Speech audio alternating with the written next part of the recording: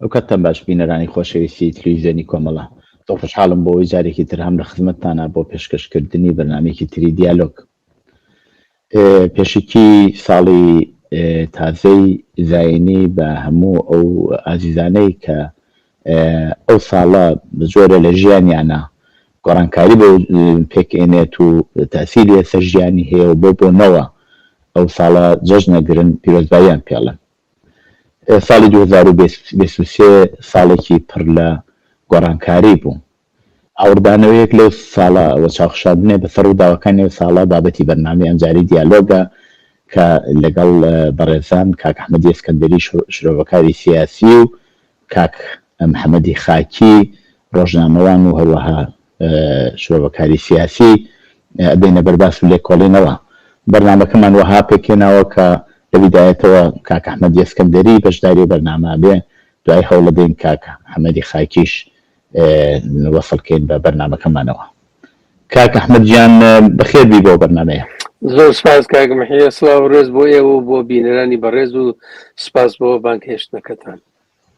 زۆر سپاس.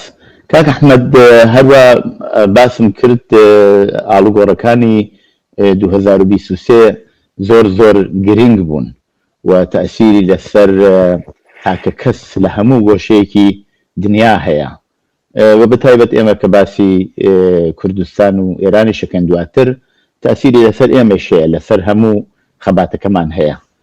گرنگترینیان ئەو دوو شەڕەیەوە ئێستا لە ئارایە، دوو شەڕی گەورە کە خەڵکێکی هێزگار زۆر کوژراون، ئاوارە بوون و بێخانومان بوون و برینار بوون. شەڕی ئوکراین کە مانگی وابزانم فێبرواری ئەبێ بە دووەمی ساڵی و هەروەها شەڕی بینی ئیسرائیل و حەماس کە لە حوتی مانگی ئۆکتۆبری 2023ەوە دەستی پێکرد. پێم خۆشە بزانم خوێندنەوەی ئێوە بۆ دوو شەڕە چییە؟ دەزانی وەختێکە شەڕەکە دەستی پێکرد لە بینی ئیسرائیل، لە بینی لەوەقع لە بین نەبوو، رووسیا هجومی کردە سەر ئوکراین، زۆر کەس پێی وابوو لە ماوەیەکی کورتە تەواوە بێکەوا دەرنەچوو، بەڵام ئیتر تەواوی دنیای بەخۆیەوە مەشغوڵ کرد.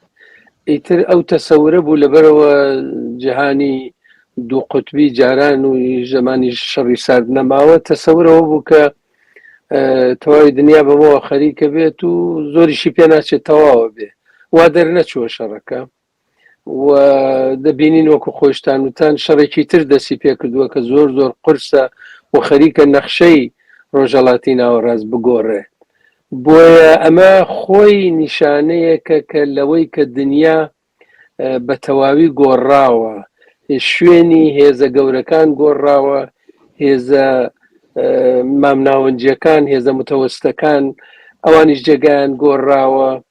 ئەوە تا ئەمساڵ ساڵی هەڵبژاردنە، ساڵی 2024 لە ئەمریکا، و ساڵی هەڵبژاردن لە ئەمریکا هەمیشە وایە کە ئەوەی کە لەسەر کارە ناوێرێ سیاسەتێکی زۆر جیاواز بباتە پێشەوە لە ترسیەوە نەبا بیدۆڕێنێ بایدن، ئەوی ئەو لایشەوە بۆ ئەوەی بێتە سەرکار، ینی ترامپ و لایەنگرانی ئیتر هەموو قسەیەکەکەن. بۆ نمونە ترامپە لەم ڕۆژانە وتی ئەگەر من لە سەرکار بوایەتم نەشەڕی ئوکراین نەقەوما نەشەڕی غەزە قەوما. بۆیە ئیتر ئەمجار هێندوستان لە بارودۆخێکی جیاوازایە، ئەفریقای جنوبی، برێزیل، ئەوە لە لایەکی شتێکی تازە کە ڕوویداوە ئەوەیە کە لە ئەفریقا وردە جێپێی هێزە ئەوروپاییەکان لێژ ئەکرێت. فەڕەنسا خەریکە دێتە دەرەوە لە چەند وڵاتێک و لە باتی ئەوەی کە هێزە ئەوروپایەکان و یا هێزی لایەنگری ئەمریکا و دۆستی ئەمریکا بمێننەوە، هێزی واگنێر هەرچەند ڕێبەرەکەیشیان نەماوە و هێزی سەر بە رووسیا لەوێ مێنێتەوە. لەگەڵ ئەوە شتێکی تریشی لێ زیاد کەم، هێزە تۆندڕەوەکانی ئوروپا و ئەمریکایش و لە هێندێ شوێن تەنانەت لە ئەفریقایش تۆندڕەوەکانیش خەریکن وردە زیاتر دێنە پێشەوە، زیاتر دێنە مەیدان. ئەمە هەموو بەلایەکەوە دابنین ڕواڵەتێکی تازەمان لە دنیای ساڵی 2024 پێدا کە ئەمە بەرهەمی ینی میراتی ساڵی 2023 کە هاتووەتەوە و بۆیە هەموو ئەگەرێک لە ڕێگادایە. بەڕاستی پێشبینی ئەوەی کە بەرەوکوێ ئەچێ ئەم شەڕانە ئایا پەرەستێنێ پەرە ناسێنێ چۆنە ئاسان نییە، بەڵام یەک شت ئاسانە گوتنەکەی ئەویش ئەوەیە بارودۆخەکە جارێ بەم زوانە سەقامگیر نابێت و ئارامی ناگەڕێتەوە. مەبەستەوەیە کە ئەم شەڕانە بۆ یەکلایی نەکردنەوەی ئەو هاوسەنگی هێزانەیە کە لە ئاسی دنیا هەیە چ لەباری ئابووری و چ لەباری نظامی و سیاسیەوە.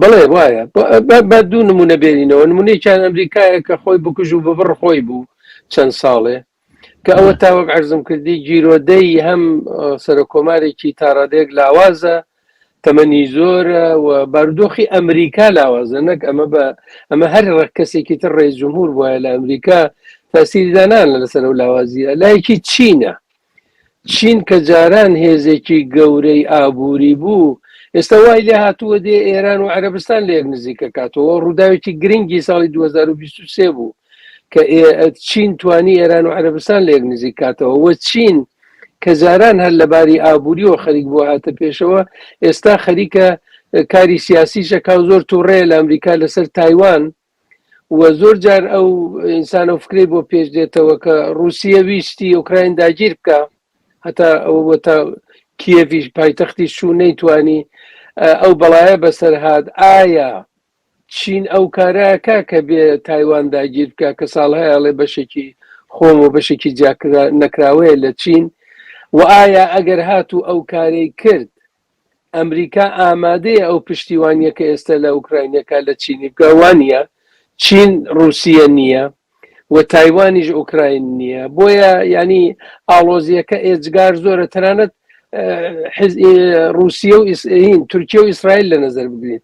تورکیە کەلکێکی ئێجگار زۆری وەرگرتووە لەم بارودۆخە و ئێستا جگە لەوەی کە لەگەڵ ئیسرائیلە لەباری سیاسی و خەریکی شیر و تیرکێشانە و سەفیرەکانیان بان کردووەتەوە، بەڵام لەباری ئابووریەوە دەرکەوتووە کە نەک کەمی نەکردووە بەڵکو هەناردەکردنی شت لە تورکیەوە بۆ ئیسرائیل زیادیشی کردووە لە دوای 7 ئۆکتۆبرەوە و کوڕی ئەردۆغان بەشی هەیە لەوەدا. بەڵام تورکیە چی کردووە؟ تورکیە کە کەڵکی وەرگتووە لە شەڕی ئوکراین، خەریکە کەڵک لە شەڕی غەزە بە دوو باراوەرگێ. بارێکیانەوەیە کە بە دنیای ئیسلام بڵێ من گەورەی ئێوەم و من نایەڵم ئیسرائیل چی بکە و چی نەکا، و ئەوە تا یارمەتی نە، بەڵام ئاڵوگۆڕی بازرگانیەکەی لەگەڵ ئیسرائیل هەر هەیە. لە لایەکی تریشەوە خەریکە ڕۆژاوە کاولەکە بە درۆن و بە بۆمباران و بەو کارانە کە ئێکات و تێکۆشەران و کەسانی سیویلی ناوداری ناو ڕۆژاوا کوژێنی سەیرێک لەم بارودۆخە ئاڵۆزە بکەی. ئەمجار لە دەرەوەی ئەم هێزانە هیچ کەس نییە، نە سازمانی ملل نەتەوەی گرتوەکان ئەوەیە کە بێ دەخاڵەتێ بکە. ئەوە بوو لەسەر ئیسرائیل قسەیەکی کرد، ئیسرائیل چۆن لێی تووڕە بوو. نەهێزێکی تری شەیە بڵێ با بەدانیشن وەرن پێکەوە قسە بکەین. هیچ وەزیری خارجەی هیچ کام لە وڵاتانە نییە کە بڵێ وەرن بۆ ماڵی ئێمە، وەرن بۆ لای ئێمە، بۆ پایتەختەکە ئێمە بەدانیشی قسە بکەین. بەڵێ ئاڵوگۆڕی بیر و بۆچوون هەیە، بەڵێ گفتوگۆی دیپلۆماتیک هەیە، بەڵام بارودۆخەکە زۆر زۆر ئاڵۆزە. بۆ خودی ئیسرائیلیش ئەمەتان دازەیەکەم شەڕە ئەگەر هەڵنەگیرسایەک دەستی پێنەکردایە بەڕاستی دەوڵەتی نەتەنیاهوو لەوە ناچوو سەقامگیر بێ. بەپێ ئاخرین ئامارێک کە من خوێندومەتەوە 15% هاونیشتمانانی ئیسرائیل داخوازی ئەوەن کە نەتەنیاهوو لەسەر کار بمێنێ دوای شەڕ. ئەمە چەندێک کە توانێ کۆمەک بکە بە وەزعیەتی ناوخۆی ئیسرائیل کە تا ئەندازەیەک سەقامگیر بێت لەباری سیاسیەوە یا هێزێکی تر بێتە سەرکار. دەزانی چەند شت لە مۆردی ئیسرائیلە دەبێت لە یەکجیا بکەینەوە. یەکەم ئەوەی کە نەتانیاهوو نەخسەرۆگوەزیرێکی زۆر ناخۆشەویستە، پێش شەڕەکەیش ناخۆشەویست بوو، ئێستەی شەر ناخۆشەویستە.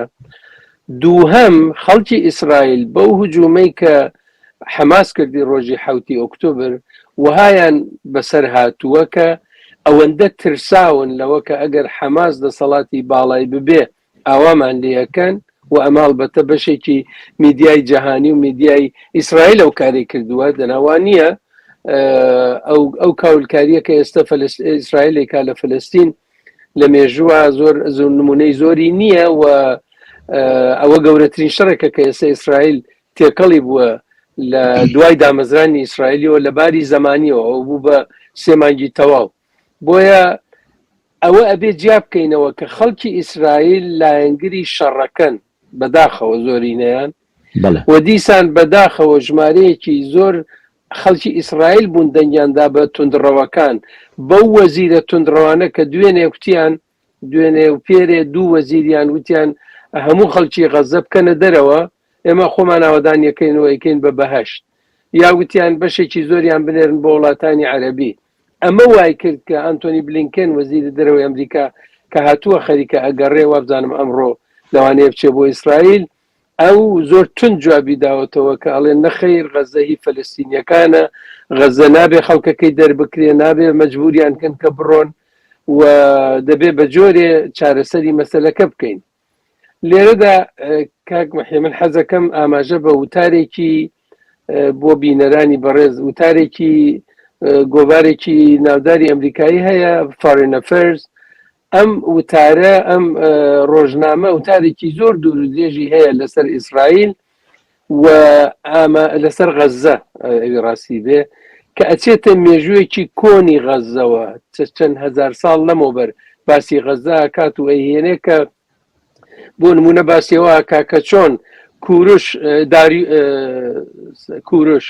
کوورشی لە ئێران کوورشی ئەوی لە ئێران پێڵێن کوورشی کەبیر حملەی کردووە هاتە غەزەی گرتووە لەوێ ڕۆمیەکان هاتوون فەنیقیەکان هاتوون دوایەوە مەسیحیەکان هاتوون شەڕی ئیسلام هاتووە شەڕی سەلیبی هاتووە چۆن غەزە ئەم وەزعی پێدا کردو شتێکی سیر باسەکە ئەڵێ ئەسکەندەری مەقدونی وەختێکە هات داگیری کرد ئەسکەندەری مەقدونی بریندارەوێ لە شەڕی داگیرکردنی طبعا هەر بۆ غەزە نهاتوون شەڕی هێزە گەورەکان بووە بەڵام کە بریندار بووە فەرمانی داوە 332 ساڵ بەل لە دایکبوونی مەسیح یعنی 2000 و نزیکەی 2356 ساڵ لەمەوبەر غەزە کاول کراوە دووبارە پیاوەکانیان کوشتون ژن و مناڵەکانیان بە کۆیلە گرتوون و کە جاکە دێتە ئەملاوە من لە وتارەکەدا قسەیەکی مۆشەدایانم بینی زۆر زۆر سەرنجی ڕاکێشام.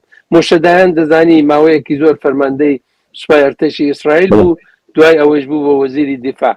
مۆشەدایان لە شوێنێکە ئەڵێ ئەمە لەکەیە مانگی 4 ئاپریلی 1956 یعنی 1956 8 ساڵ دوای دامەزرانی ئیسرائیلە و ئەو شەڕەیە کە عەبدولناسر و ئەوانە دەرگیر بوون. مۆشەدایان چی قەوماوە شتێ قەوماوە ئەویش ئەوەیە کە ئەفسەرێکی ئەمنیەتی یەکێ لە کیبوتسەکان کوژراوە لەلایەن کەسێکەوە کە لە حەماس لە غەزەوە هاتووە ئەو وەختە حەماس نەبوو لە غەزەوە هاتە کوشتویانە کە کوشتویانە طبعا ئیسرائیل کاردانەوەی ئەوێ بەڵام مۆشەدایان شتێکی سەیرەڵێ ئەڵێ وەرن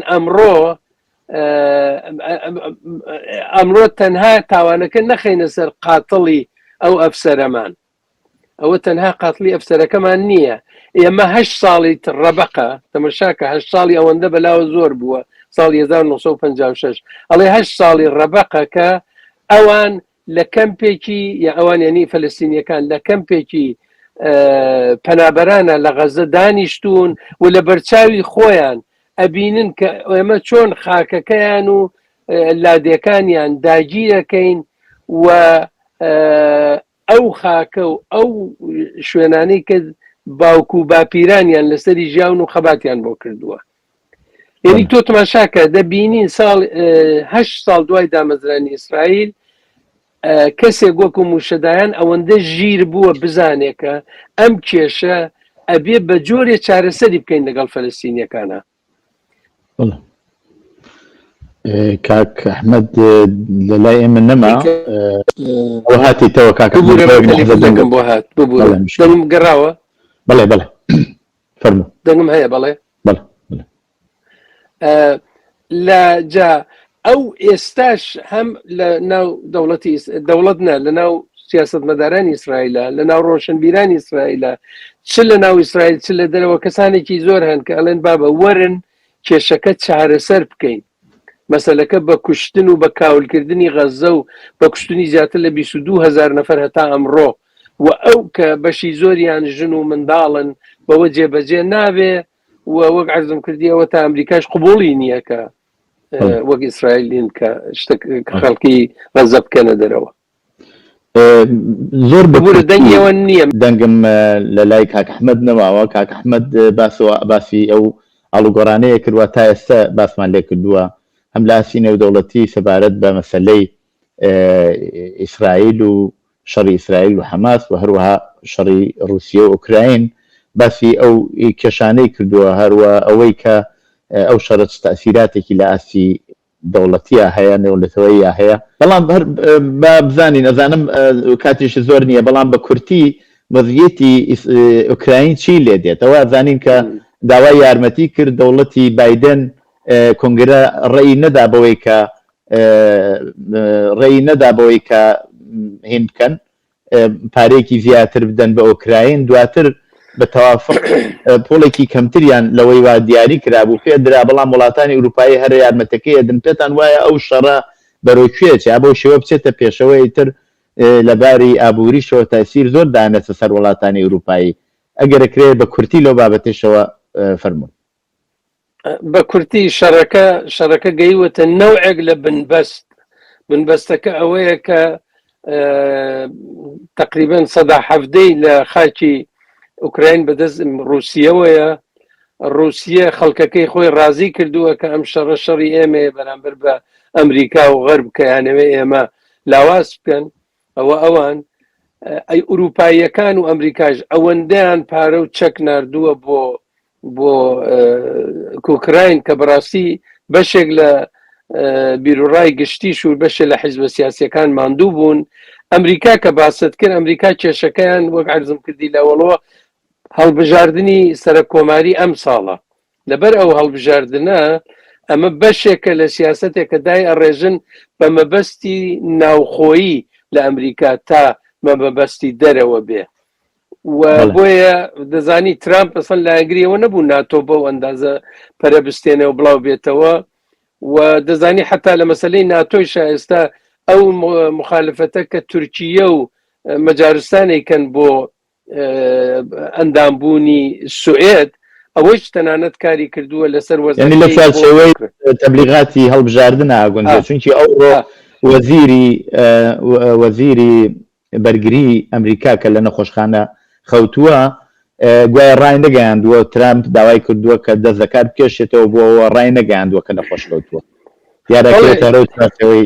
بەڵێ کەوێت لەو ئەوە کێشەی ئەو ناوەیە. ئەم جاریتر پوتینی ژیانی خەریکی جێگە خۆشکردنی خۆیەتی. ئەوە ئەمساڵ لە مانگی سێ هەڵبژاردننی سەر کۆماریە، لەوانەیە دوو جاری تریش قانونەکەیان گۆڕی، لەوانەیە دوو جاری تر 2-6 ساڵی تش ببێتەوە بەسەر کۆمار. بۆیە وەک عەرزم کردی هەموو ئەمانەی یارمەتی ئەوەدا کە نائارامیەکە زیاتر بێت و سەقامگیریەکە زۆرتر بێت. بڵێ زۆر سپاس. بەڵام با هەر لە ناوچەی ڕۆژهەڵاتی ناوەڕاست بمێنینەوە و چاوێک لەو تەئسیراتەوە لەسەر کۆماری ئیسلامی بە تایبەت شەڕی حەماس و ئیسرائیل هەیەی. ئایا پێتان وایە کۆماری ئیسلامی لاواز بووە یاکو ئەوەی کە ئاڵوگۆڕێک بەسەر وەزیەتی کۆماری ئیسلامی هاتووە لەو بابەتەوە بێ زەحمەت خوێندنەوە تا چییە؟ من پێم وایە ئەبێ دوو بەشی هەیە. بەشی یەکەمیان ئەوەیە کە ئێران بەرامبەر بە دنیا و ڕۆژهەڵاتی ناوەڕاست هێزێکی هەیە کە ئەم هێزە بە دەستی کەمی ناگرن. ئەوەی کە دەتوانێت حوسیەکان هاتوچووی کەشتی بازرگانی دنیا بخاتە مەترسیەوە، ئەمە دیارە کارتێکردنی ئێرانە. ویا ئەوەی کە حیزبوڵڵا ئەتوانێت بارودۆخەکە بشێوێنێ لە ئیسرائیل، ویا ئەو کارە تەروریستیانە کە ئێران لەم لاولۆلایکە. بۆیە بەشێکی ئەوەیە کە دنیا پێی خۆش نییە ئێران بڕوخێنێ، پێیان خۆشە ڕژیمەکە بگۆڕن، بەڵام ڕژیمەکە نەڕوخێ بە شۆڕشێک، چون ڕوخانی ڕژیمەکە ئاکامی چاوەڕوان نەکراوی لێ ئەبێتەوە. مەبەستم لە ڕوانگەی هێزە گەورەکانی دەرەوە و ناوچەکەیە. بۆیە ئەوان یارمەتی دەرنابن بۆ ڕوخانی ڕژیمەکە. ئەمە لایەکی ئەوەیە کە لە ناوەوە وەزعی ئێران زۆر خراپە، وەزعی جمهوری ئیسلامی، و لەوانەیە ئەگەر دەرفەتێ هەڵکەوێ شۆڕشی ژنجیان ئازادی دیسان سەر هەڵدانەوەیەکی ببێ و دیسان ئەمە هەموو شتەکانی کۆماری ئیسلامی بخاتە مەترسیەوە. جا لەم باڵانسەیە کە ئێمە خەریکین گلەیی دەکەین لە دنیای دەرەوە کە بۆچی ئەم تێکۆشەرانە کە لە ئێرانی ئەعدامە کرێ، ئەوە ژنان بەو شێوەیە سەرکوت دەکرێن، ژنێکی گەنجی کە ئامادە نیە حیجابی ئیجباری ببێ دەیبەن شەلاقکاریەکەن، ئەویش لە ڕۆژی دایکە لە ئێران. هەموو ئەمانە بەلای یەکەوە دایبنەی ئەوە لێمان حاڵی وێ بۆچی وایە.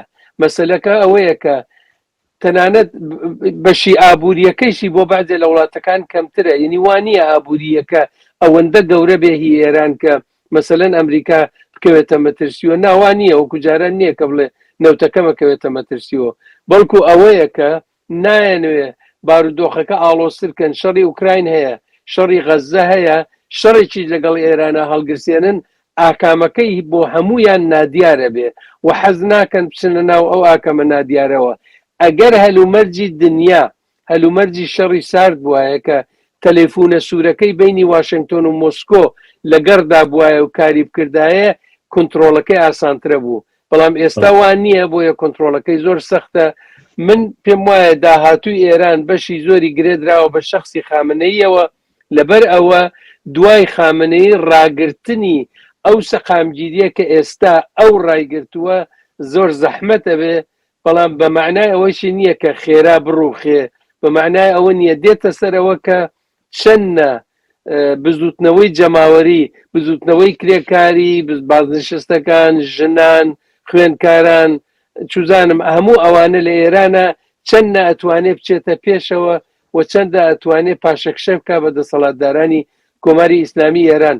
بەڵام دووبارەیە یەکەمەوە هیواداربوون بەوەی کە هێزێکی دەرەوەی ئێران، چه ئەمریکا چه هێزێکی ئوروپایی بێ پشتیوانی بکە لە بزوتنەوەی شۆڕجێرانەیە ئازادی خوازانە لە ئێران، من پێم وایە ئەوە خەیاڵە. بەڵام ئەوەی تریشی هەر خەیاڵە کە گۆیە چین و رووسیەش بە هەر قیمەتێ پێیان خۆش بێ وەزعەکە ڕابگرن، ئەوانیش بە دوای بەرژەوەندی خۆیان دەگەڕێن و لەم هەلومەرجە کەڵک وەردەگرن. زۆر باشە، با لە کۆتاییە کاتیشم زۆر نەماوە، ئەگەر چاوێک بخشێنین بە پێگەی کورد لە ناوچەکەدا و جیهاندا، کەیفی مەسەلەی کوردستان چۆناوچۆنە، ئایا لاوازتر بووە یاکو ئەوەی کە ئەتوانێت لە 2024 ئێمە چاوەڕوانی وەزیەتێکی تر بین لە دوای شۆڕشی لەگەڵ شۆڕشی ژنجیان ئازادیدا؟ بارودۆخەکە تەبعەن ئێمە لەبەرەوە لە چوار کورد لە چوار وڵاتە دابەش بووە و کە ئەم چوار وڵاتە هەر چواریان بەپێ ئەو قسانە کە کردمان تێکەڵی یعنی کەوتنەتە ناو بارودۆخێکی زۆر نائاساییەوە، بۆیە تەبیعیە کە کوردستانیش لەوە تاسیر وەربگرێ. باشووری کوردستان بەداخەوە ئەو ئەزمونەی کە ئێستا هەیە هەرێمی کوردستان نەکرد کەوتووەتە ژێر کاریگەری ئەم وەزعە، بەڵکو عێراقی عەرەبی بە شیعە و بە سونیەوە هەتا دێ زۆرتر پاشەکشەی پێەکەن. تورکیە دەوێ وای لێ بکە وەکو مستعمرەیەکی خۆی چاوی لێ بکە. ئێران خەریکی ئەوەیە کە بە تەواوی بەشێ لە کوردستان زاڵ بەسەریدا زاڵ بێ. ئەوە باشوور لە بارودۆخێکی زۆر خراپدایە و قوارەکەی بچووک بووەتەوە و مەبەستیشیان ئەوەیە کە ئەمە هەتا دێ بچووکتری بکەنەوە بۆ ئەوە هیچ ئومێدێ بە خەڵکی کورد نەمێنێ، بڵێن ئەها باشووری کوردستان ئەو هەموو دەسەڵاتی بوو نەمان هێش ببێ بە شتێک کە هیوادارم وای لێ نەیە. لە باکووری کوردستان لەبەرەوە تورکیە و ئەو ناسیۆنالیزمی تورکیە ئەوەندە بەهێز و قەویە کە هیچ شتێک بۆ کورد بە ڕسمی ناناسن، دیتمان کە حیزبێکی کوردی هەدەپە کە زۆر بە ئارامی هاتبووە پێشەوە سەرۆکەکانی هەل لە زیندان بەشێکیان ناچار بوون ناو بگۆڕن و بە ناوێکی تازەوە بچنە هەڵبژاردنەکە. لەوێش وەزعەکە وانە و ئەزانی بەزوتنەوەی چەکداری لە باکووری کوردستانیش ناچار بە پاشەکشە بووە و بە نەزەری من ینی ئایندەیەکی زۆری نییە بزوتنەوە چەکداریەکە، بەڵام بزوتنەوە خەڵکیەکەی هەیەی. ڕۆژاوای کوردستان کە نقطە ئومێدێکە ئێستاش وەک عەرزم کردن تورکیە خەریکە بە هەرچی وەسیلەیە ئەکو هەڵی کوتاوەتە سەری. لەو لاشەوە ئەمریکا لەبەر دڵی تورکیە و ناتۆ ئەوەندە جورئەتی نییە یا ئەوەندە لە بەرژەوەندی خۆی نابینێ کە پشتیوانیەکی سەریحی لێ بکە بڵێ تورکیا حەقت نییە مەسەلەن ئانتۆنی بلینکن بۆ ناچێت سەردانێکی ئەوێ بکە یا بۆ لەوێەوە قسێکی باش ناکە بۆ ڕۆژاوە بڵێ کەوانە مەسەلەن دۆستی ئێمن بەڵام ئەوان کارەکەی خۆیانی دامەدەن بە نسبەتی لای خۆیشمانەوە گوشارەکان لەلایەن کۆماری ئیسلامی و ئێجگار زۆر بووە هەم بۆ دەوڵەتی عێراق هەم بۆ حکوومەتی هەرێمی کوردستان بە بۆنەی شەڕی غەزەوە بڕێک کەمی کردەوە و من پێم وایە شەڕی غەزە و ئاڵوگۆڕەکانی لەوێ کاتوەتە پێشەوە کارتێکردنی هەیە ئەمریکا وشیارتر بووەتەوە کە ئەگەر حیزب الله فشار بێرە بۆ ئیسرائیل لەولاوە حیزب الله و لایەنگرانی ئێران لەوێ قەوی بن لە بەغاش قەوی بن فشار بێرن بۆ حکوومەتی هەرێمی کوردستانیش ئەمە بە قازانجی نەک هەر کۆماری ئیسلامی ئێرانە بە قازانجی تندڕەوی ئیسلامیە لە ناوچەکەدا و ئەمە بۆ بەرژەوەندی ڕۆژئاوا و بۆ بۆچوونی من بۆ بەرژەوەندی چین و رووسیەش باش نییە بەڵام ئەوان هەر کامیان بە شێوەی خۆیان دێنە پێشەوە بۆیە بەداخەوە ئەگەر سەرجەم چاوی لێ بکەی بارودۆخەکە لە هیچ کام لە بەشەکانی کوردستان بەو معنە لە گەشەدا نییە لە گەشەکردنا نییە بەڵام ئەوەیشی هەیە کە ئێستا کوردستان وای لێ هاتووە بەتایبەت لە باکووریش ئەوە بە نەوعی خۆی باشوور کە ئەوە هۆویەتێکی تایبەتی خۆی هەیە بەڵام لە ڕۆژاواش وای لێ هاتووە کە ئیتر ئینکانکردنی ناکرێ ئیتر وردە وردە حسابی بۆەکەن و من ئومێدوارم کە بزوتنەوەی کوردستان بتوانێ هێزێک وەربگرێ و نەوعێ هاوکاری ببێ هەم لە ئاستی هەموو هێزەکانی کوردستان و هەم بە تایبەتی من حەزەکەم لێرەوە ڕوو بکەم هێزەکانی ڕۆژەڵاتی کوردستان و داوایان لێ بکەم تکایە سەر ڕای هەر بیر و بۆچوون و جیاوازیەکی ئیدۆلۆژی ئەوانە کە هەتانە ڕێگایە بکەنەوە بۆ هاوکاریکردنە لەگەڵ یەکتر بەرامبەر بە جمهوری ئیسلامی بەرامبەر بە ئەو داگیرکاریەی کە کراوە و بۆ ئایندەی بزوتنەوەکە لەبەرەوە بە قازانجی هەموو لایەکەوێ بەڵام ئەجزانم کە لەباری فکری و ئیدۆلۆژی و لەباری سیاسەتەوە چەندە جیاوازیەک هەیە و چەندە بازێ لە هێزەکان لە یەک دوورن. بەڵێ کاک ئەحمەدجان زۆر سپاس بۆ بەشداریتان لەو بەرنامەیە هیوادارم ساڵی داهاتوو ساڵی 2024 ساڵێکی پڕ لە کامرانی و سڵامەتی و خۆشبەختی بۆ ئێوەی عەزیز. زۆر سپاس بۆ ئێوەی شەروا زۆر مەمنون بە ئەو دەرفەتی بە منتاندا. زۆر سپاس. بەڵێ بینەرانی خۆشەویست هەروە پێشتریش ئاماژەمان پێکرد لەم بەشەی تر لە بەرنامەی دیالۆگدا زیاتر لەسەر مەسایلی ئێران و کوردستان باسەکەین ئەوەی وا لە 2023دا ڕوویدا و چاوێکە شێنن بەسەر 2024دا بۆ لەگەڵ بەڕێز کاک محەممەدی خاکی ڕۆژنامەوان و هەروەها شرۆڤەکاری سیاسی. کاک محەممەدجان بەخێربی بۆ بەرنامەیە. سڵاتان ئەرز دەکەم کاک یەکیان هیوادارم ساڵێکی پڕ لە خۆشی و سڵامەتی بۆ ئێوە بێەوە بۆ خەڵکی کوردستان. زۆر سپاس. کاک محەممەد کە نەزانم وا دیارە تا ئەندازەیەکیش لە قسەکانی کاک ئەحمەد ئاگداری قسەکانی کاک ئەحمەد بوویت دیارە لەم ئەخیرە لە باسی مەسەلەی کوردستانی کرد و باسی مەسەلەی ئێرانی کرد بەڵام بە چاوخشانێکی تۆزێک سڕتر بکەین بەسەر مەسایلی ناوخۆی ئێران و هەروەها کوردستانە. لە ساڵی 2023 شەڕی کۆماری ئیسلامی لە دژ بە خەڵکی ئێران و خەڵکەکانی تر خەڵکی کوردستان و بلوچستان زۆر بە توندی بوو ئێمە ئەدامەکانە بینین دەرگیریەکانە بین و سەرکوتەکانە بینین. وەزعەکە چۆنە بین لە ساڵی 2024دا؟ وەزعەکە لە چەندین لایەن و جێگەی لێکۆڵینەوەیە. لایەکی خەڵکە، لایەکی حکوومەتە، لایەکی وەزعیەتی ناوچەکەیە ئەو هێزانەی کە تیا هەن، لایەکی حیزبە سیاسیەکانە، لایەکی چالاکانی مەدەنی و کۆمەڵگای مەدەنی و ئەو کەسانەی کە لە بزوتنەوە جۆرا و جۆرەکانە هەن، ئەو هێز و نیروانەی کە لە بزوتنەوە جۆرا و جۆرەکانە. ئەگەر لە کۆماری ئیسلامی و دەستی پێ بکەم، کۆماری ئیسلامی لە دەستپێکی ئەم ساڵی بە ئیسلام میلادی یازایانی لە وەزعیەتێکی زۆر نالەبارترایە.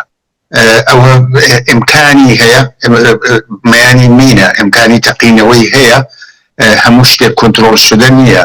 ئاڵقەی شەڕێک بێت چون هەڕەشەی لەسەرە بەهۆی ئەو دەستدرێژی و کارە تەرۆریستیانەی لە ناوچەکەیکە ئەوە لە بۆعدی بە ئیسلام منتەقەی و جەهانیەکەیە لەلایەکی تریشەوە لە ناوخۆ جوابی بە هیچ یەک لە خاستەکانی خەڵک نەداتەوە بێکاری گرانی هەروە بەردەوامە کارخانەکان بەشێکی هەرە زۆری هینی تەولیدیەکەی زۆر هاتووەتە خوارەوە باس لە 35% تەولید دەکەن ینی شتێک بە 65% نیروی کارەکەی بێکار بێت ئەوە خەڵکی هەژار و فەقیر ئەوە لە کوردستان ئەوە لە بلوچستان مەسلەی ئازادیە سیاسیەکان هەیە مەسلەی ژنان هەیە مەسلەی دانیشتوو لاوەکان هەیە بەرحاڵ ئەوەی هەڵگەڕێتەوە سەر کۆماری ئیسلامی وەزیەتەکە خراپە لەلایەکی ترەوە لە رابطە لەگەڵ خەڵک ئەزمموی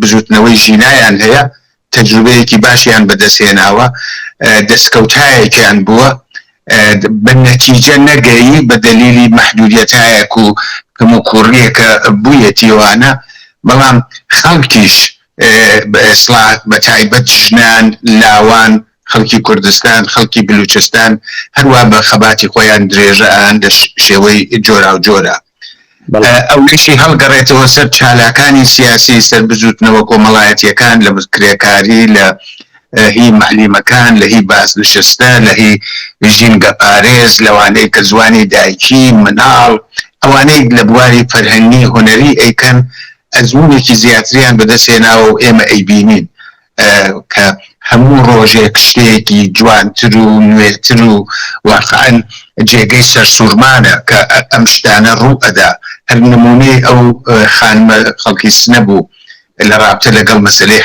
حجابی زۆرە ملی چ مقاومەتێک ئەکرێ ئەگەر من کۆی کەمەوەوانە ساڵێک کە ناڕۆشنی زۆرتیایە دقیق ناکرێ بڵێ بە دقەتی ڕاضی چۆنی لێدێ بەڵام من پێم وایە حزب سیاسیەکان و هێزە سیاسیەکان و چالاکانی سیاسی و مەدەنی فرسەتیان بوو جەمبەندیەکیش بکەن کە اشتباهات و کێشەکانی لە دەورانی بزوتنەوەی ژینا و پێشتری چی بوو و بەدەست وەرگرتن لەو ئەزمونە دەورێکی تر لە خەباتت دەست پێ بکە چاوەڕوانی من ئەوەیە تەقینەوەیەکی تر دەست پێکجا ئەم ساڵیا ساڵێکی تر دقیق نازانم بەڵام چون کێشەکان قوڵتر بووەتەوە هیچ کێشەیەکیش بە تۆری واقعی حل نەبووە و خەڵک حاضر نین بەم شێوە ئیدامە بن و حکوومەتیش ناتوانێت بەو شێوە درێژە بدا بەکارەکانی ئەوە ئێمە ئەیبینێن لە رابطە لەگەڵ حجابی ئیجباریە.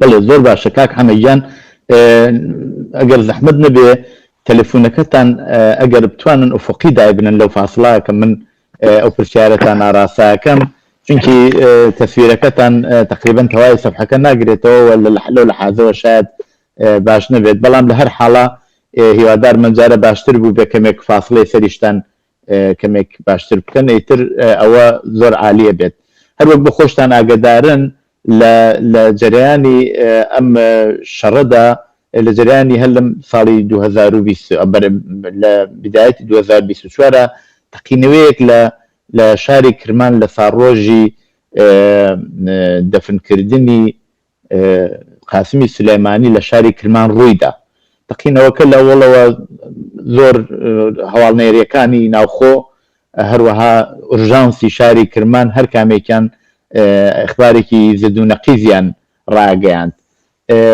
باسیەوە کرا لە وەڵەوە کە تعدادەکە 15-20 نەفەر کوژراوە دوایی بەرز بووە بۆ 100 و نازام چەند نەفەر دوایی کەمیان کردەوە ئەم جارە ئەوەڵ وتیان گاز تەقیوەتەوە دوایی وتیان نازانم بۆمب تەقیوەتەوە دوایی معلوم نەبوو چەند ڕۆژی تورکێشا تاکو داعش مەسئولیەتەکەی گرتە ئەستۆ پێتان وایە ئەو تەقینەوە چۆن ئەرزیابیەکەن و پێتان وایە چێ بەرپرسیارە بەڕاستی لە بەرامبەر ئەو تەقینەوەدا ئەمە پێم وایە لەباری قانونیەوە کۆماری ئیسلامی بەرپرسیاری ئەسڵیە ئەو دەبوایە ئەمنیەتەکەی تەمین کردایە نەیکردووە بەڵام کێ تەقینەوەکەی کردووە گومانە هەیە داعش خۆی وتوێتی کە من کردومە بەڵام ئێمە هەمومان نەزانینی تر داعشێکی ئاوە سنترال و ناوەند و مرکز کە ڕێبەریەکەی معلوم بێ لەکوێیە نییە. داعش بووەتە تیکە تیکە و داعش هەموو کەسێک ئەزانێ ئێستا بە تایبەت ئەو هەواڵگریانە کە راپۆرتی زۆر دقیقیان بڵاو کردووەتەوە.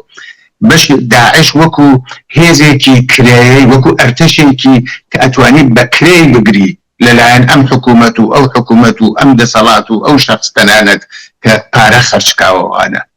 ئەوەیە مۆری داعشی پیۆیە و پیۆیە نییە. ئەوەی کە ڕەشە کوجی کردووە، ئەوەی کە تێڕۆرەکەی لەو حەددا کردووە، ئەوەی کە ژن و منداڵ کوژراوە، ئەوەی کە ئەو خشونەتە عەجایبەی بەکارهێناوە، ئێمە ئەوە بینین. بەڵام داعش ئەو جۆرەی ئەوانەی کە شارەزای نووسینی داعشن باسەکەن دەڵێن ئەو بەیانیە ئینشای داعش نییە، نەوعی نووسینی داعش نییە. ئەمە یەک.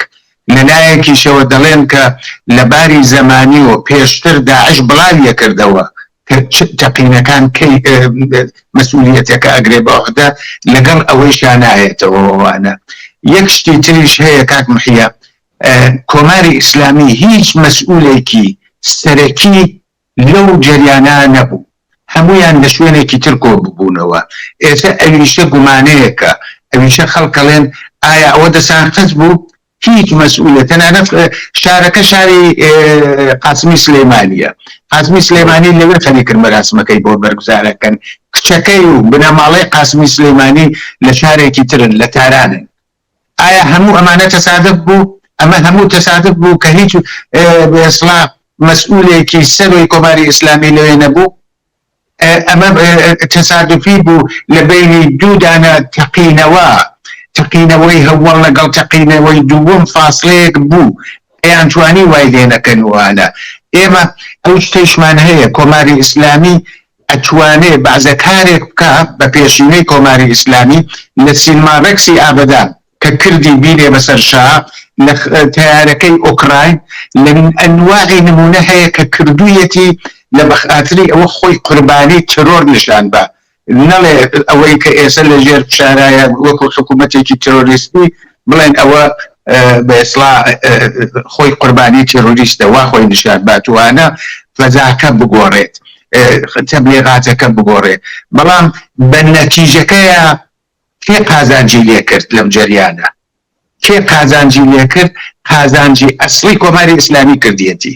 تەنانەت ئێستا مەسئولەکانیان خۆیان ناشاردنەوە. ئیمام جمعەی مەشهەد کە یەکێک لەو مەلادەم هێراشانەیە باسی ئەوەکە لەگەڵ خانەوادەی سلەیمانی ئەم خوێنانە پێویست بوون بۆ ئەوە مقاومەت بچێتە سەرەوەوانە.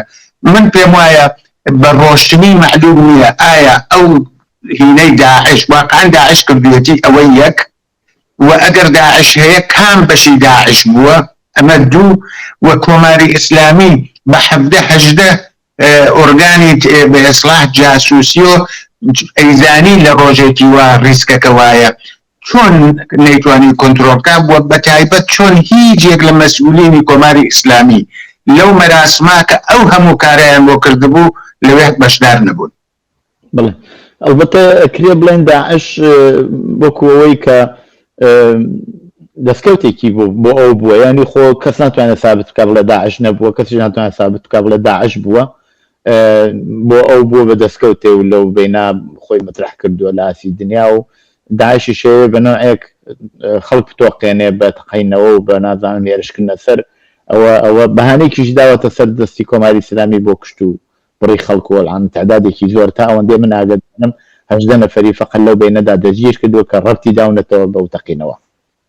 کات محیە بەجازەم بدە لە یەک جملە ئەوەت عەرزکەم، کێ لەو تەقینەوە ئیسفادەکە؟ قسەوە نییە داعش نەبوو یا داعش هەیە، دوو دانە متهم هەیە لە کۆماری ئیسلامی دەیوت ئیسرائیل و ئەمریکایە و هەموو ئەوانەیە.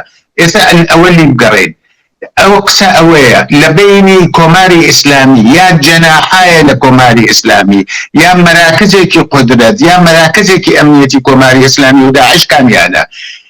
استدلال بۆ هەردوو لا هەیە. ئەو زانیاریە ڕۆژێ دەرەکەوێ کە معلوم بێ کە ئەم شتانە بێتە دەرەوە. بەڵام ئێستا بە قەتعیەت ئایا کەسێک ئەتوانێ بڵێ داعشە و ئەتوانێ بڵێ کۆماری ئیسلامی؟ من باوەڕ وان نییە بە قەتعیەت ئەتوانی بڵێ. بەڵام حاصلەکەی چوە گرفانی کۆماری ئیسلامی و هەرچەند داعشیش استفادەی خۆی لێ دەکات. بەڵێ وایە.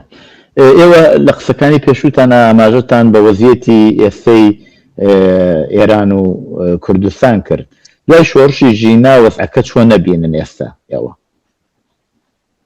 وەزعیەتەکە سەقامگیر نییە، سەیاڵە بە نەوەیەک، ئەکرێ ئیمکانی هەیە بە هەر بارێکی بکەوێ.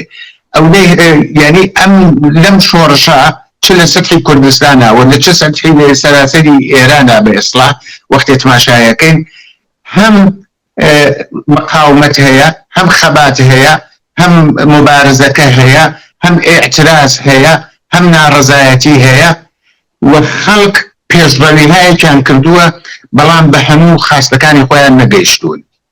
کۆماری ئیسلامی سەرکوتی کردووە بەڵام بە تەواوی سەرکوتی نەکردووە. یعنی لە هەردوو لاوە وەختێک تماشایەکەی مەسەلەن ئەلان خۆیان ئامارە دەن لە شارە گەورەکان 60-70%، 50%، 60% بە شار، حتا ئەو ئامارانەی کە خۆیان ئەیدەن ژنان حجابی زۆرە ملی ڕایەت ناکەن.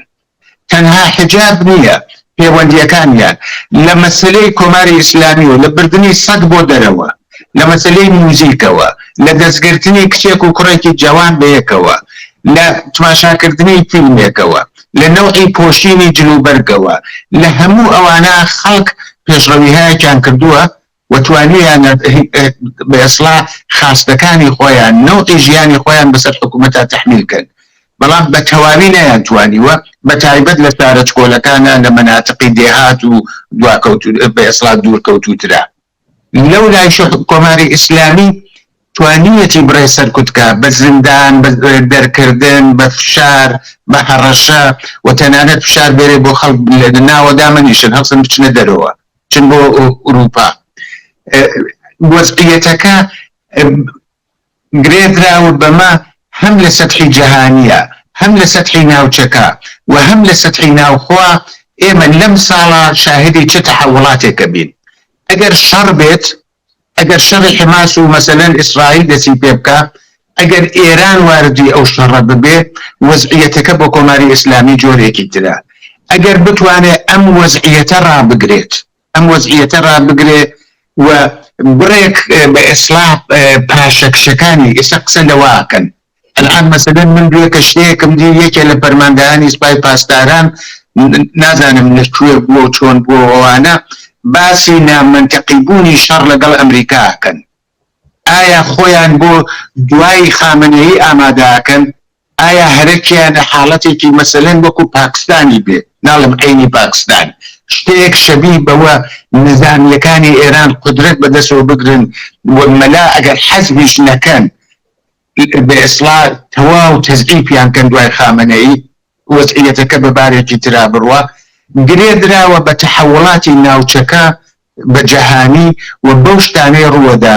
ئەوەی کە لە پرسیاری پێشووشە عەرزم کردی هیچ مەسەلەیەکی خەڵک حەل نەبووە و مەسالەکان خراوتر بووە و ناڕەزایەتی زیاترە بێ. من چاوەڕوانی عەرز دەکەم چاوەڕوانی تەقینەوەیەکی جددیتری بەرینتری کۆمەڵایەتی سیاسی یەکەم لە ئێرانە بەهۆی ئەو فاکتە ئەسڵیانەوە. جاران مەسەلەن حقوقی یەک کەس تبقی ئاماری خۆیان تا 15 و 16 و 14 بەشی ئەکرد، ئەمڕۆ ئەڵێن ئەو حقوقە لە ڕۆژی 34 تەواو بێت. خەڵک چۆن بژی؟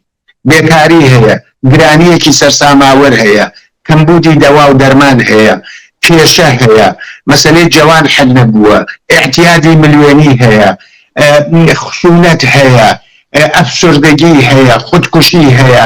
هەموو ئەوانە کێشەکە بەرەو ئەوەڕوە تەقینەوەیەک ڕووبدا، بەڵام ئەو تەقینەوە لە چه ئاستێکایە دەبێت خوێندنەوەیکی قوڵتری بۆ بکرێت. بەڵێ هێز سیاسەکانی کوردستان لە دەوری ئەوەڵی بزوتنەوەی ژینا ئەگەر باش دەرکەوتن، بەڵام دواتر ناکۆکی و بڕێک دابڕان تیانە دروست بوو. ئەو جۆرەوە چاوەڕوانە کرا نەیانتوانی دەور ببینن بەڕاستی. ئەوە زۆر یەک لە ئەوانەیەوە یەکدانەوەی سیاسیەکەن و خەریکن خەسارناسی ئەو دەوری ئەوەڵاکەیەکەن، ئەوە خەنە بەرچاو. پێتان وایە کە هێزە سیاسیەکان لە دەوری داهاتووە خۆیان ئامادە کردووە بۆ ئەوەی کە لەگەڵ سەرهەڵدانێکی تری شۆڕشی ژینە چۆن ڕوبەڕووبوون ئەگەر نیان کردووە وەکارەکەی چییە؟ لە سەتحی ئێرانە ئێمە شاهدی نەوعێک بە ئیسلاح قوڵبوونەوەی سیاست و لایەنگری و جبهەگیری و جبهەبەندی و ئەو جۆرە شتانە هەبین. ئێمە لە مەجموعە شاهدی لەناو ئەحزابی سیاسی ئۆپۆزیسیۆنی ئێرانیە، تەنانەت لەناو بەشێک لە چەپەکانیە شاهدی چرخشێک بەڕاستە هەبین. مەسەلەی گفتمانی ناسیۆنالیزمی ئێرانی و ئەو قسانەی کە ئەیکەن ئەلعان لەناو سەڵتەنەت تەڵەبەکانە، لەناو بە ئیسلام ملی مەسەبیەکانە و لەناو بەشێک لە چەپ تەنها مەسەلەن توودەی و ئەکسەریەتی و ئەو تەیفەنە هی ئیسلاح تەڵەبیە ئەوانە ئێمە هەمخانی و هەمپۆشیەکی زیاترە بینین. تێرمهایە کە بەکاریەبەن مەسەلەن لە رابطە لەگەڵ خەڵکی کوردستان یا بلوچستان یا ئەگەر مەرکەز نەبێەوەوانە ئێمە ئەوە بینین. لەلایەکی تر ئێمە ڕەوەندێک ئەبینین سەرەتاکانیەتی چەپ خەریکە بیرێکی زیاترە کاتەوە و بیرێکە کاتەوە بۆ بە ئاکام نەگەییە، بۆ نەیتوانی ئەو نەتیجەی پێویست بێنێ. ئینشعابەکان چه زەرەرێکی قورسی لێدان، دابڕانەکان چه زەرەرێکی لێدان وانە. ئێمە هەم لە سەتحی کوردستانە ئەوە ئەبینین خوێندنەوەیەک، بیرکردنەوەیەک، ئەگەر تووڕەیەک بووە تەواو بووە، ئەگەر کێشەیەک بووە تەواو بووە. ئەلعان فرسەتی تەئەموڵ و ئەوانە هەیە لە دنیای مەجازیە یا لە ڕەوابەتی کۆمەڵایەتی و ئیجتیماعیە. ئێمە ئەو قسانە بیسین ئایا ئیمکانی نزیکایەتی چەپ، ئیمکانی نزیکایەتی نیروهای دموکراتیک، ئیمکانی نزیکایەتی نیروهای ئازادیخوا چ لە سەتحی کوردستان و چ لە سەتحی شوێنەکانی تا چەندێکی ترە. و هەموو لایەک بە باوەڕی من بەو نەتیجە گەیشتون، بەو قەناعەتە گەیشتون بە تەنها خۆیان پێیان ناکرێت. پێتان وایە ئەو ئەمە بینین کە دروشمەکان و هەموو ئەو داخوازیانەی وا لە بزوتنەوەی ژینا، بزوتنەوەی ژنجیان ئازادی ئامەترحکووە مۆری چەپی پێوەیە. ئەیا پێتان وایە واقعان چەپ توانی دەور بژێڕێت، دەورێکی وەها کە تأثیردا بنێ، بتوانێت مەسەڵەن خەت بدا بەوینە؟ ئەگەر نەیکرد هۆکارەکەی چییە؟ تەبعەن تۆزێک ئاماژەتان پێکرد، بەڵام هەر دابڕانە یاکو مەسەلەیەکی تر هەیە. مەسەلەوە نییە فقط جیابوونەوە و کێشەی ناوخۆیانەیە، تەبعەنەوە توانێت لاوازیان بکە، بەڵام هۆکارەکەی چییە کە هێزە سیاسیەکانی چەپ نیانتوانی بەو شێوە پێویست بەسەرە و شۆڕشە دەوریان ببێت و تاسیردا بنن؟ من چەپ یەکدەست نابینم. پێم وایە چەپی کۆمەڵایەتی ئەوەی کە لەناو کۆمەڵگان، ئەو چەپەی کە لە عەرسەی هونەرە، لە ئەدەبیاتە، فەرهەنگ ناکارەکات جۆرێکی ترە. ئەو چەپەی کە لە بزوتنەوە کۆمەڵایەتیەکان هەیە، لە بزوتنەوەی کرێکاریە هەیە، یا لە مەسەلەی ژنانە هەیە، یا بۆ مناڵپارێز و بۆ پیر کارەکە، یا بۆ زوانی دایکی کارەکە، یا بۆ ژینگە، سەتح و ئاستێکی باشیان لە خۆیان نیشاندا بەڕاستی کە جێگەی فێربوونە، جێگەی دەستخۆشیەوەوانە.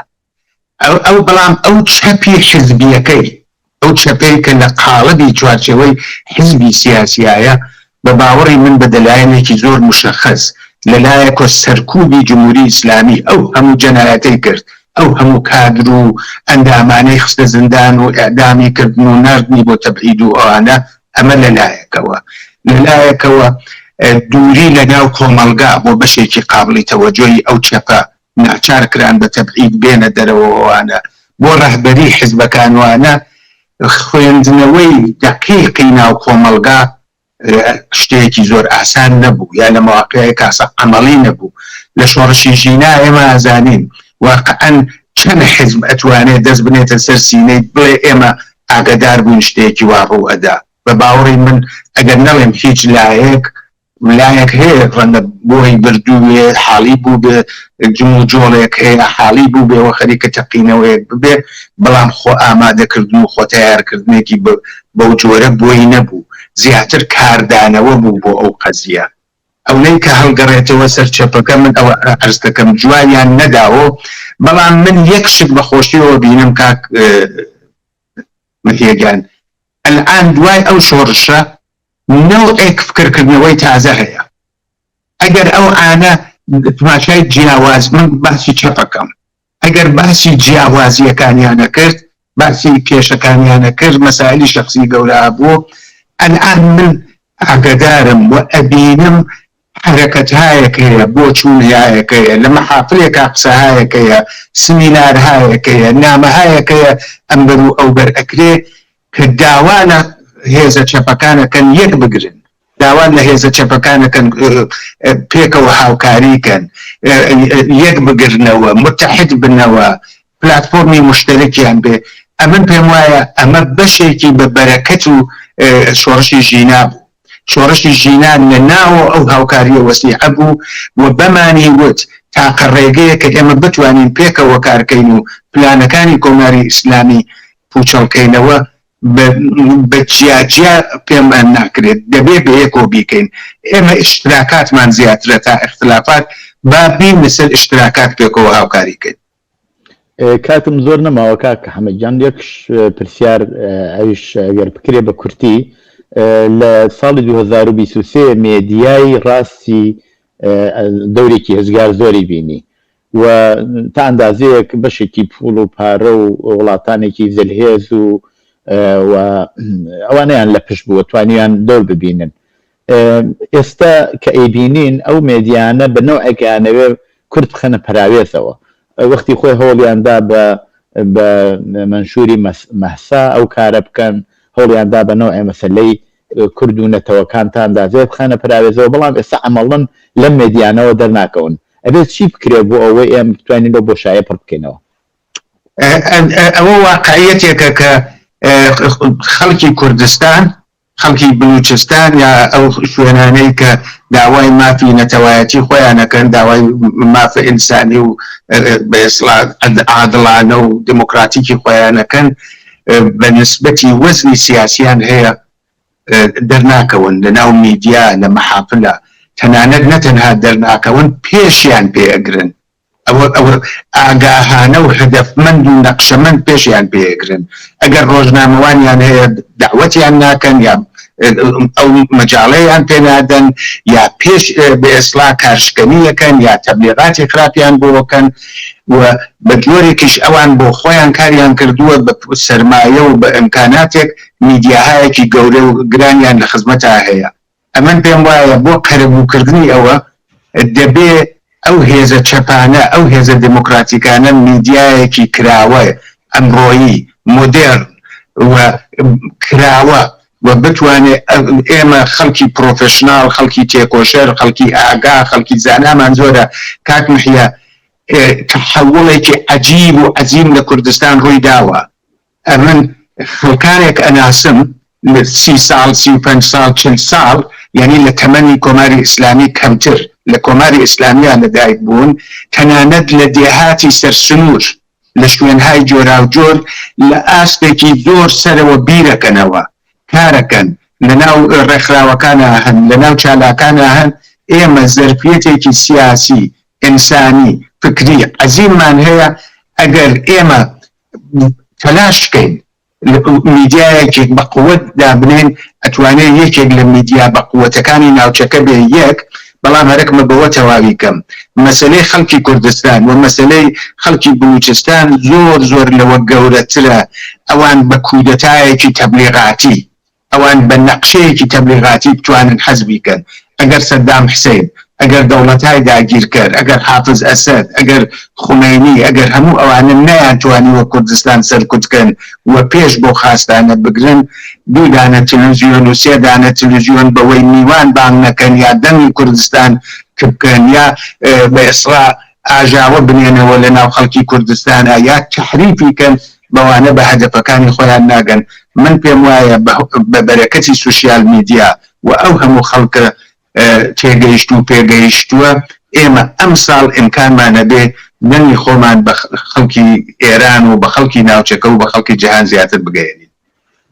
زۆر زۆر سپاس کاک حەمەدجان بۆ بەشداریتان لەو بەرنامەیەدا، و هەروەها لێرەشەوە هیوادارم ساڵێکی پڕ لە خۆشی و کامرانی بۆ ئەوەی عزیز بێت. زۆر سپاس دەکەم کاک محیە گیان، منیش هیوادارم ئێوە و ئازیزانی تلویزیۆنی کۆمەڵە و هەموو خەڵکی کوردستان ساڵێکی پڕ لە خێر و بەرەکەتیان بێ. زۆر سپاس. بەڵێ بینەرانی خۆشەویستی تلویزیۆنی کۆمەڵە بۆ جۆرە هاتینە کۆتایی ئەو جارەی بەرنامەی دیالۆگ، هەتا دیالۆگێکی تر ڕۆژ و شەیەکی خۆشتان بۆ بەهاتە خوازم.